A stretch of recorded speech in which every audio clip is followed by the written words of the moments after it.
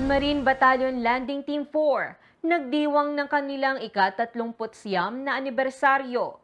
Ang buong detalye ng balitang yan ihahatid sa atin ni Sergeant Arnel Balnao, Philippine Navy Marines. Marine Battalion Landing Team 4 nagdiwang ng kanilang ika-39 na anibersaryo.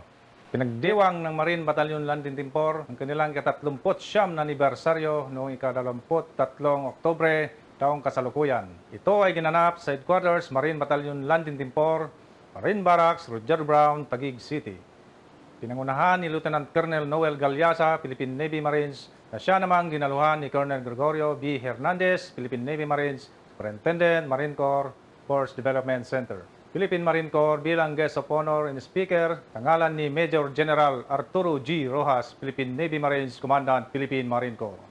Sa kanyang naging mensahe, binati niya ang mga marino ng 4th Marine Battalion sa pagpapatuloy nito sa mga magandang nasimulan ng batalyon. Kasabay sa aktibidad na ito ay binigyan din ng parangal ang mga natatanging marino ng batalyon sa kanilang malaking ambag sa unit sa pagpapatupad ng mga misyon nito. Bago ang nasabing araw sa selebrasyon ay nagkaroon ng iba't ibang aktibidad gaya ng batalyon, sport fest, aim high, panshoot, fellowship, night with former MBLT4, commanding officers at aim high family day.